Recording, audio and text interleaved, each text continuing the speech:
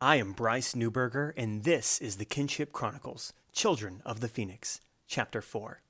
In the corner of the tavern, at a dim-lit table cluttered with empty bottles, a troubled figure observed the goings-on.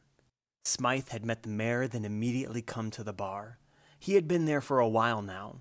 He had arrived right before Skadale. He watched the brute in his secretive meeting with Bryn the blacksmith.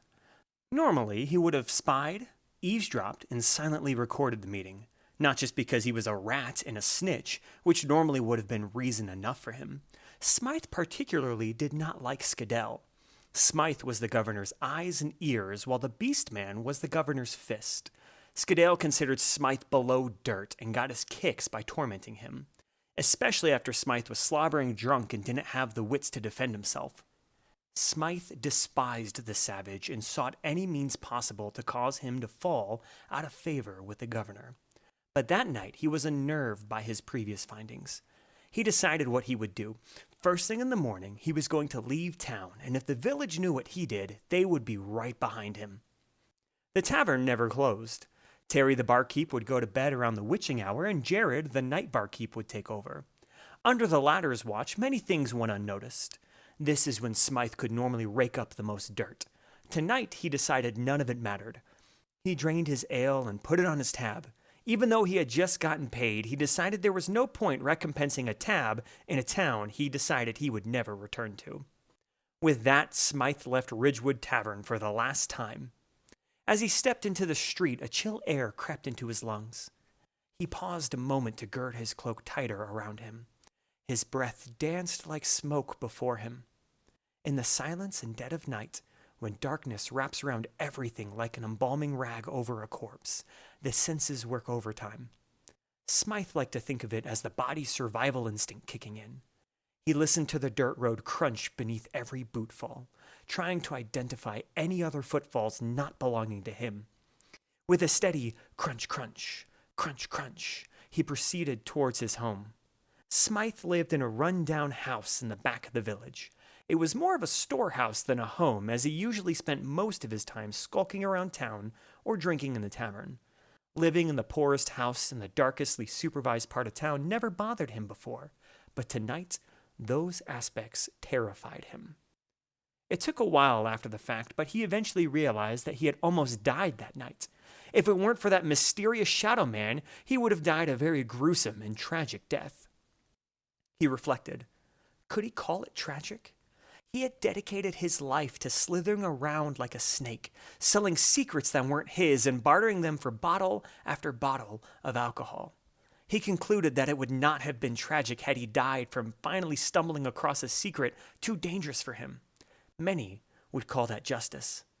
He stopped in the middle of the road, frozen in half-step in full thought. He was not going to run. He would tell the town to evacuate. For once in his life, he would choose to aid others before himself. Warmth grew inside him. Something not physical, but almost spiritual. A peace that no bottle had ever given him fell over his soul. Crunch, crunch. His blood froze in his veins. His heart stopped beating. Crunch, crunch. It was a simple sound. The sound of boots walking across a dirt road. Smythe, however, was not walking. Crunch, crunch. The sound was a bit deeper in pitch, detailing ever so slightly that the owner of the ominous boots was a large man. The volume rose with every set of sounds. Whoever it was getting closer. Crunch, crunch. Smythe took notice of his current location. He was in a dark alley that signified the end of the normal business part of town, in the slums of the poorer district. There were no lampposts in the slums, but the shops had lighting around them. The shopkeepers had figured the extra coin was worth it to deter any would-be thieves. Smythe usually cursed the lighting that threatened to reveal his location in the dark. Now, he welcomed the luminous savior and silently thanked the entrepreneurs for their security measures. His choices were few. Either backtrack into the light or proceed home and lock his doors. He suddenly realized that the footfalls had stopped. Either his follower had stopped right outside the radius of the lamplight, or he had imagined the whole thing. While 4 bottles of alcohol can work wonders on the psyche, he decided that one life-or-death situation was enough. He wasn't going to take any chances. His mind made up, He steeled himself for a moment, then burst into a full run towards the slums in his house. In a mesh of limbs and shocked cries, he collided with someone in the dark. Both struggled to their feet. "Who is it?" Smythe called out in a voice that betrayed his frenzy. "It's Bartholomew," came an annoyed elderly voice. Instantly, Smythe felt relief wash over him. Bartholomew was an elderly gentleman with a frail frame and a weathered look. Not that any of that could be gleaned there in the dark. There was one unsettling thing about Bartholomew, however.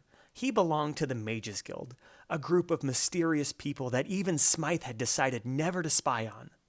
The guild was established throughout the kingdom. It was headed by the Archmage, who sat as the third advisor to the king. The Regent Guildmaster reported directly to the Archmage as part of a Mages Council. It was a powerful political group run by powerful individuals. Mages could control specific elements with their mind in a sort of psychic link that Smythe couldn't hope to understand. Bartholomew, however, seemed quite harmless and somewhat eccentric. Smythe wasn't sure why the old man was trudging around in darkness, but nothing he ever did made much sense. People had murmured that if Bartholomew wasn't carefully watched, he could become a terror, a mage whose mind had broken from too much psychic overstimuli. A terror lived up to its name. They were more powerful than any normal mage, but didn't have the sanity to control it. Smythe steadied the elderly gentleman and brushed him off.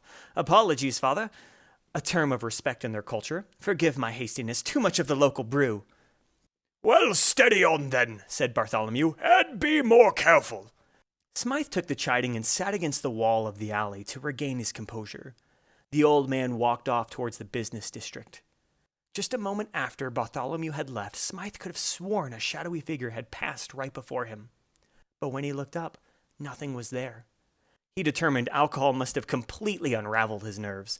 Smythe stood up and decided one more lifestyle change. He would never drink again. At least, not after a near-death experience. He rounded the corner of the alley and bumped into another figure. "You again?" Smythe said in shock.